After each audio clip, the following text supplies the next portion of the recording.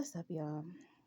I have a story time for y'all because the energy around this story time just keeps coming afloat. It keeps coming to the surface, which lets me know that the person that's included in this story time dredges this shit up too and thinks about this shit. So I don't know if something is going on and then like they're just thinking about stuff or whatever, but it doesn't really matter. So I'm gonna get the story time out because I feel like maybe it keeps coming to the energy because it's something that needs to be aired out. Well, not really aired out, but just talked about. And I'm not ashamed of it. And I know some people get real finicky and tight over the subject, but we're going to talk about children abuse and CPS. Now, for starters, I know all too well how the system works. Why? Because I grew up in the system. I grew up in foster care system from 2 years old to 18 years old. So I literally grew up in it. I was a ward of the state all my childhood. And I experienced a lot of things in foster care. Um, you know, that I shouldn't have experienced, especially at a young age, between the ages of 2 to 10 years old. My first 10 years, I was abused heavily, heavily, heavily by the woman that was caring for me.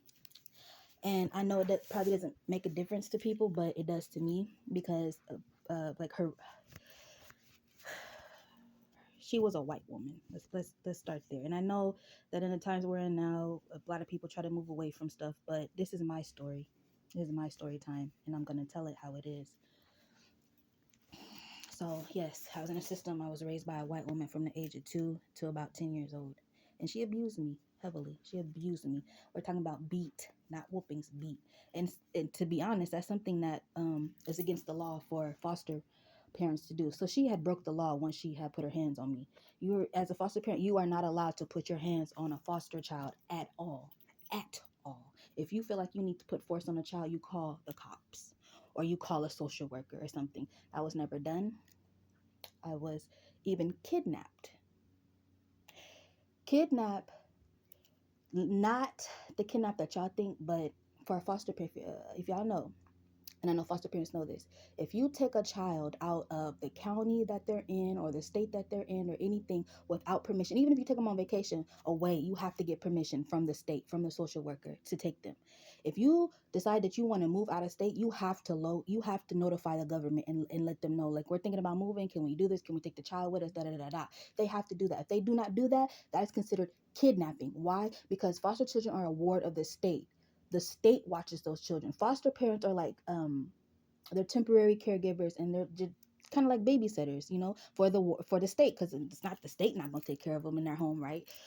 So these foster parents do have to answer to a certain level, and that includes discipline, and that includes taking the children out of spaces that they're not supposed to go. So not only was I being beat, neglected, because I was neglected, I was being left at home, starved, all kinds of things.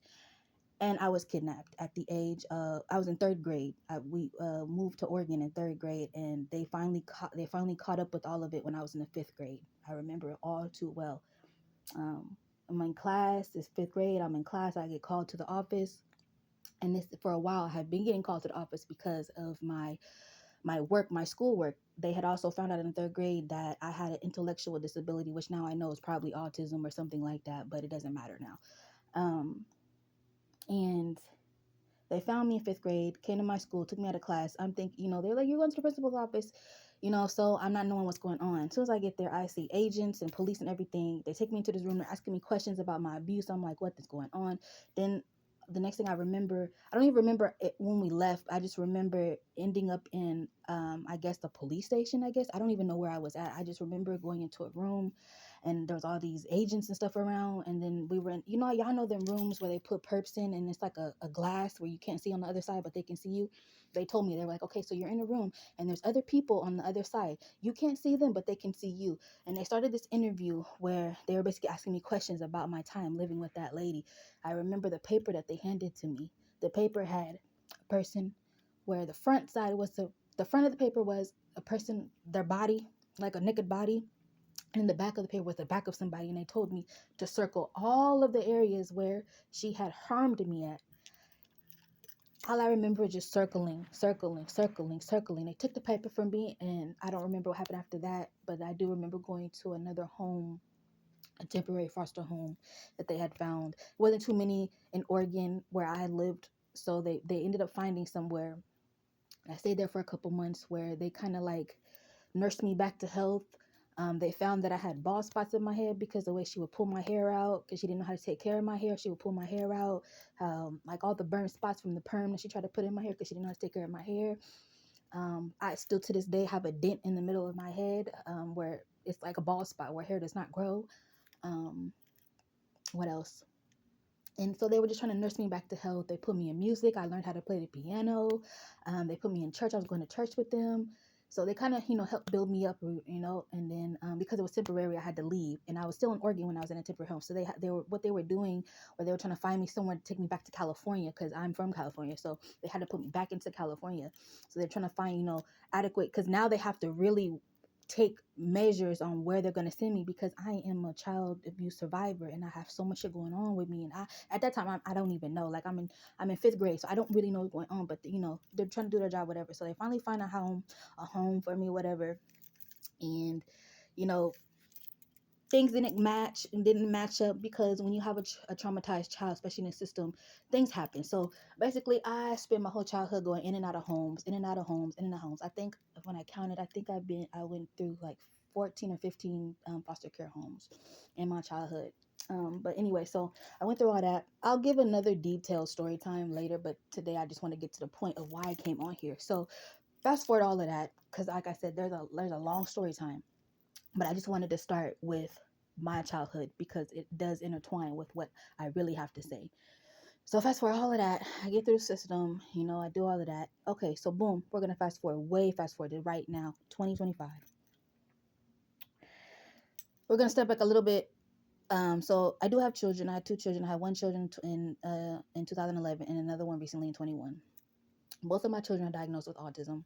It's high functioning autism, but they do have their quirks. As people know, people on the spectrum, they can function highly, but there's going to be certain aspects that trigger and things like that. So yeah, so with my oldest, I don't really have to worry about all the triggers and stuff because we've done the work. Both of my children have regional services, been had it, and they've all did their my youngest is in ABA currently. My oldest has already done ABA. He's done it twice.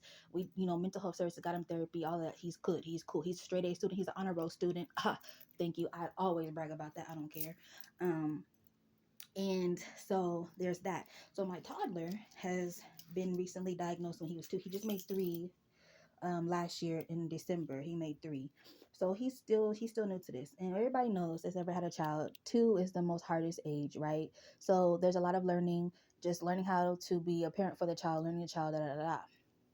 So I'm going through that in the past year, right? But on top of that, I've been like having strange things going on with different neighbors here and there where I'm at currently. And I admit that in my postpartum state, after I had my baby, my mind wasn't everywhere. So I was just like probably just bugging out. But at the same time, I'm a person that feels energy, and I know energy, and I know when it's not right. So my body was also reacting on that as well. But that's neither here nor there. So we're going to talk about one neighbor specifically. So I got into it through the wall with one neighbor. It was so the way I had my room set up, my baby's crib was in there, but it was set up against the wall, and the wall on the other side had the neighbor.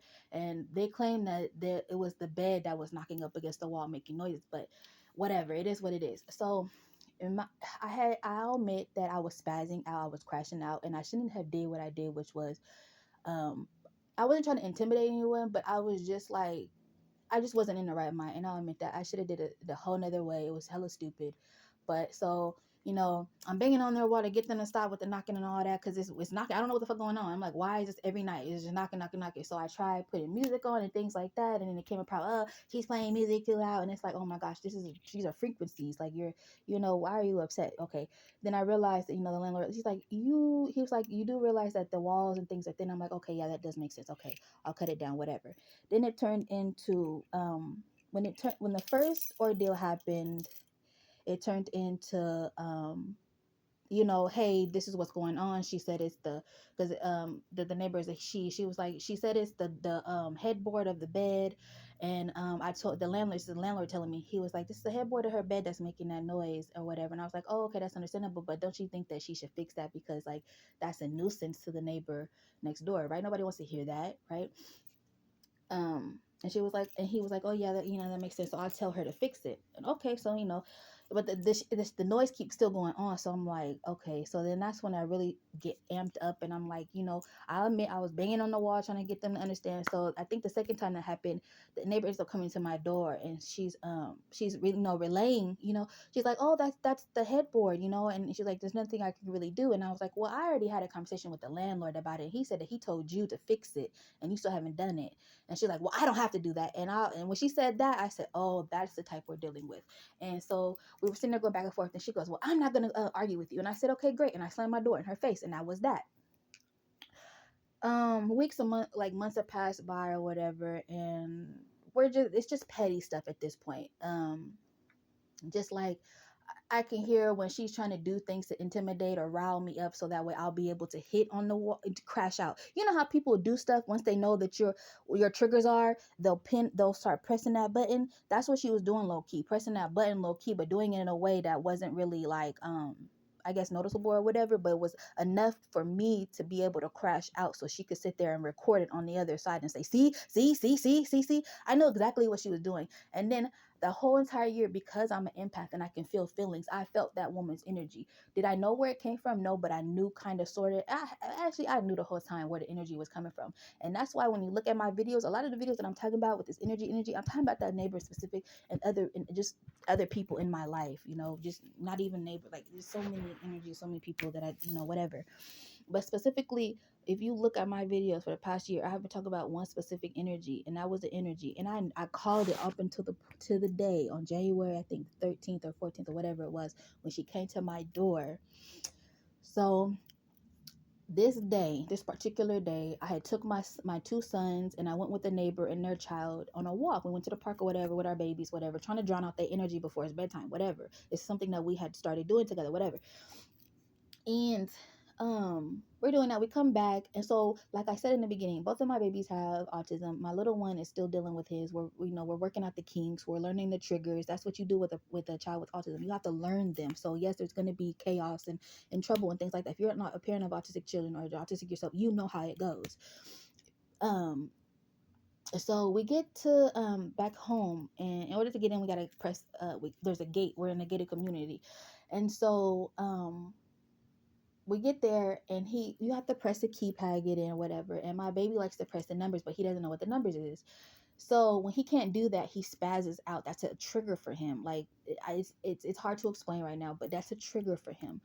And this particular day, I didn't have my gate opener to open the gate, because now what I do is when we get up to the gate, I let him punch in numbers, but then I take my gate opener and I click open the gate, and then he's like all happy or whatever. So I just learned that. But at that time, I didn't have that. So I was like, I didn't know myself what was going on. I'm like, why are you tripping over this door and whatever? Like, why are you tripping over this gate? Like, what is it? So that night, he was flipping out at the gate, like flipping out on the ground, hollering, screaming bloody murder. I'm getting embarrassed. I'm scared. I'm nervous, because I know at this point we're outside and he's screaming bloody murder. Someone is going to say something. I already knew that. I'm like, someone's going to fucking say something, bro. You're screaming like this. So I'm trying to hurry up and get him in the house so I can get to his calming things and his coping mechanisms. They're in the house. Like, I don't have the coping mechanism on me. I don't have things to calm him down on me right away. So I'm trying to hurry up and get him in the house. So I scoop him up. I scoop up his scooter, and I take him, run him upstairs, and get him in the house. As soon as I get him in the house, he's still carrying on. I'm trying to close the door, trying to calm him down. My window was open. I guess I left my kitchen window open. So I didn't know at the time that it was open or whatever, but I'm trying to calm him down. As soon as we're in the house, I didn't even close the door yet.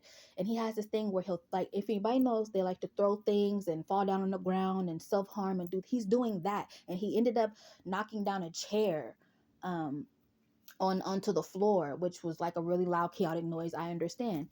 So like not even a couple minutes later, a few seconds later, I hear somebody outside just, yelling. I'm like, oh Lord, someone getting into it. But then I'm listening so close, and I look out my window, and the neighbor's like, do you need help? And I close my window because it's already the neighbor I already have funk with. So I just closed the window because I'm like, I already know he getting on your nerves. Let me close up. I already know. And she just keep going, yawning, yawning, yawning. And then I hear, uh, she in there throwing him. I open up my door because I already closed it by then. I opened up my door. I said, what are you talking about? I'm a mandated reporter. And I'm looking, and I'm like, okay. And she was like, you in there throwing him. I'm calling CPS. I'm mandated report. I said, you go ahead and do what you feel like you got to do. If that's what you got to do, go ahead and do it. So we're going back and forth for stranger where you in there throwing him. I said, bitch, I don't know. I said, you was a miserable. I called her miserable. I called her nosy. You only saying I'm nosy because I'm airing out. And then this is the part that got me. This is the part that all the energy that I've been talking about comes out. She told on herself. So she goes on this rant about how I'm abusing my child and da da da da and da da da da, put it all out in the air. And then so it dies down. We go about our way. We cussing each other out, and we finally go about our way. And a few minutes later, a neighbor across the way that's heard everything, probably nosy too, comes in and tries to check in, whatever. And he realized that he can't get the story from me, so he just goes about his business or what. He goes about business, and then she hears the conversation that we having, so she comes out there. She comes out and then starts telling him everything. But what she's telling him is the stuff that we had experienced a year ago. I thought we nipped in the bud because the landlord told us. He said, "Yo, if y'all keep this up, I'm gonna put both of y'all asses out." And I said, "Oh, that's my cue to stop. Whatever fuck we going through." I dropped it. I didn't say nothing to the lady. None. I ain't did nothing to the lady on the whole year. So you gotta understand, she's trying to express herself or whatever. Get it out. That's your truth. Tell your truth. But instead of talking about what she came to my door about, she goes in and talks about the whole thing that she's been sitting and simmering on for a whole entire year. That lady sat for a whole entire year dredging up a revenge plot, dredging up a plan to do something harmful to me and my children for a whole entire fucking year. Now I get it, you were feeling some type of way, but to hold that on for a whole entire year and then turn around and try to use CPS as a leverage to scare me and threaten me and then go downstairs and yell that, oh, that's yeah, for a whole year, I've been hearing the baby, I know you hear it, he's so loud, and da da da, and da da da this and da da da da, and then she go in and talking about the whole banging on the wall scenario and the whole headboard scenario and think that's what she wanted to get out. The whole CPS thing was just a threat and a scare to get out what she was feeling the whole entire time. She needed to get those feelings out, and I understand that. It's the type of person that holds stuff in and she can't get out, she'll crash out. I get it. So that's that. But as time went on, I'm realizing before this incident happened, there was another incident where I'm outside and I'm, waiting for my little friend or whatever, and we're about, have a little time together with our babies. And I'm waiting, I'm standing outside, and my baby has a habit of like going to the neighbor's house that he's familiar with and, sitting on their porch waiting or whatever. And he's up there, and I'm to the side, but I can see my baby. He's in my eyesight, but the neighbor that didn't see, she didn't see, the neighbor didn't see me, and so she's on the phone, but then I hear this familiar voice talking about, oh, that's that baby. It always be outside. It's crazy. And the mama crazy. And da da da da. So I slowly walk up to the neighbor who on the phone because it's on loudspeaker. So this is how I know it was a purposeful call. Okay, a purposeful call. They called each other, got on the phone on loudspeaker so I could hear that. And then so I went to the neighbor door and I said, ain't nothing wrong with me, my baby. And then the neighbor was like, oh, hold on, and went around the corner and said something and then came back to the door so that way I could hear the other person on the end say, oh, that might not be her. Never mind. Bitch, what? That was the same neighbor that was upstairs trying to call CPS on me, down talking to the neighbor downstairs. Come to find out they friends or cousin or something like that. Bro, I don't have time for it. I don't do this shit. Like I and everybody that I told my side to, I admitted. I say, yeah, this is bad blood type of shit. This really has nothing to do with CPS. This is just bad blood thing. Like I understand what it's for. I understood the assignment. Like I understood why she was coming for me, why she did all that. I understood and I get it. Especially when you're in a time where you're like full of revenge and anger and sadness and all of that. Yeah, you're gonna look and crash out, especially on the last person that hurt you or did whatever they did, whatever. And so I get it, but that's just the story time that I had to say because that energy is still lingering, which means that the other parties are still lingering on that, and I can feel that because my energy is a part of that situation, and that's why a lot of times where we keep thinking about shit because people are thinking about shit. As long as our energy is in that, even if it's old shit, the energy is energy, and if it gets to you, it gets to you. So that's why I be telling. That's why I put these videos out. I don't be trying to air stuff out because I think that that's stupid, but when the energy keeps flustering and fucking with me and fucking with me, I have to get that shit out, bro. I have to because I'm not gonna carry that around like other people carry that shit around. And I don't even be sending nasty energy to people. I don't want to. Why? Because I don't want that shit back. Like the whole saying, you do unto others as you want to do, And I know we're all not perfect and we fuck up and all of that, and but to sit there and hold stuff in internally and then go downstairs and say, I'm 30 AL, I don't care what nobody doing. You don't care, but you had the audacity to come to my door and yell